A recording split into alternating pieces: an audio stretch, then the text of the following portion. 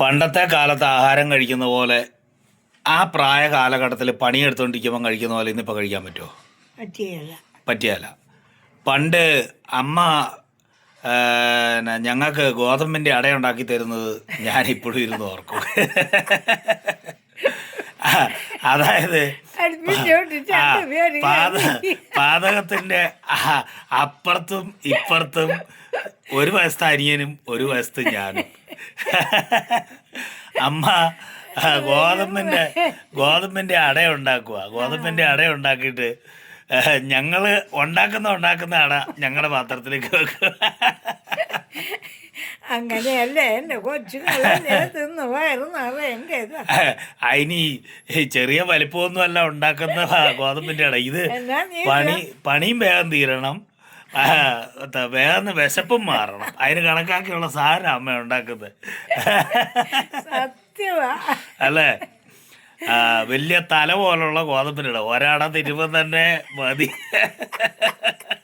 പിള്ളേര് എന്ന് പറയരുത്, കണക്കിനുള്ള സാധനം അമ്മ ഉണ്ടാക്കുക. പിള്ളേര് മാറിയിരിക്കുമെന്ന്. അത് തന്നെ വേറൊരു കാര്യമാണ് കേട്ടോ.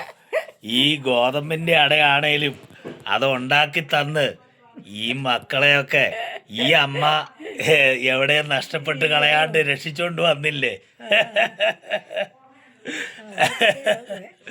അതായത് ഈ അമ്മയ്ക്ക് വേണമെങ്കിൽ 28 വയസ്സിൽ അപ്പനങ്ങ് കടന്നു പോയപ്പം ഈ അമ്മയ്ക്ക് വേണമെങ്കിൽ ഈ മക്കളെ ഉപേക്ഷിച്ചിട്ട് ഈ അമ്മയ്ക്കൊരു ജീവിതം ഉണ്ടാക്കി പോകത്തില്ലായിരുന്നോ? പക്ഷേ എൻ്റെ ഞങ്ങളെ ഒന്ന് പറഞ്ഞതാ എന്നോട്. ഞാൻ എന്തായാലും പറഞ്ഞു യോണിച്ചായ ആ ഒരു കാര്യം ഇനിയും പറയണ്ട, കൊച്ചുങ്ങളെ ഞാൻ വളർത്തി എടുക്കട്ടെന്ന് പറഞ്ഞു.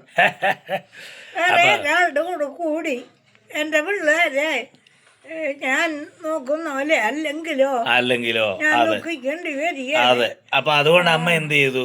അമ്മയ്ക്ക് അങ്ങനെ ഒരു ജീവിതം വേണ്ട എന്ന് തീരുമാനിച്ച് അപ്പനങ്ങ് കടന്നു പോകുമ്പോൾ എട്ടും പൊട്ടും തിരിയാണ്ട് ലോകം എന്താണെന്ന് തൊട്ടടുത്തുള്ള കവല പോലും അറിയാണ്ട് പകച്ച് നിന്നുപോയി. കാരണം 7 മാസം പ്രായമുള്ള ഒരെണ്ണം വയറ്റിലും 4 പറക്കം പറ്റാത്ത 3 കുഞ്ഞുങ്ങൾ കയ്യിലും അപ്പനങ്ങ് കടന്നു പോവുകയും ചെയ്തു.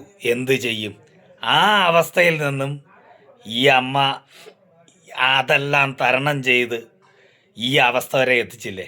ഞാനിപ്പോഴും ഓർക്കുക, ഒരു ദിവസം മരുതരാവ് സ്കൂളിൽ അന്ന് സ്കൂളിൽ പോയി പഠിക്കുന്ന ആ ഒരു സമയത്ത് അമ്മയ്ക്ക് ഉടുപ്പൊന്നും ഞാൻ പറഞ്ഞല്ലോ മേടിച്ച് തരാൻ നിവൃത്തിയില്ലല്ലോ. അപ്പോൾ അന്ന് ഒരു ഉടുപ്പാണ് യൂണിഫോം.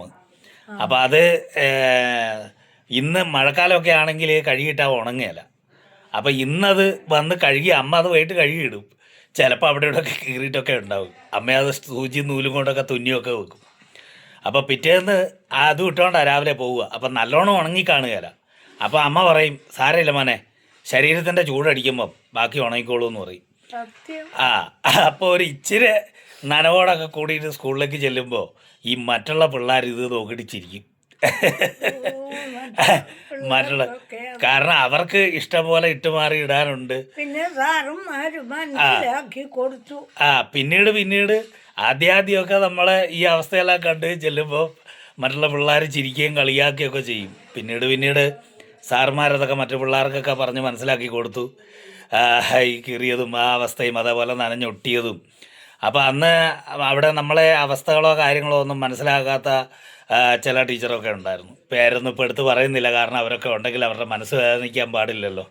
അപ്പോൾ അതുകൊണ്ട് അങ്ങനെ നല്ല മാഷുമാരും ടീച്ചർമാരും. അതിൻ്റെ ഇടയിൽ ഒരാൾ അന്ന് പിന്നെ പേരമ്മ പറയണ്ട, അന്നൊരു ടീച്ചർ എൻ്റെ തല പിടിച്ച് ബോർഡിനിട്ട് ഇടിച്ച അമ്മയ്ക്ക് ഓർമ്മയുണ്ടോ?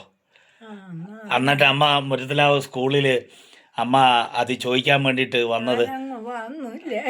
പണിയുടെ ഇടയ്ക്ക് ആ കയ്യും ഒക്കെ കീറി ചോരയൊക്കെ അലിപ്പിച്ച ആ ഒരവസ്ഥയിൽ അമ്മ ആ പണി സ്ഥലത്ത് നിന്ന് തന്നെ അത് ചോദിക്കാൻ വേണ്ടിയിട്ട് അമ്മ അവിടെ സ്കൂളിൽ വന്നു.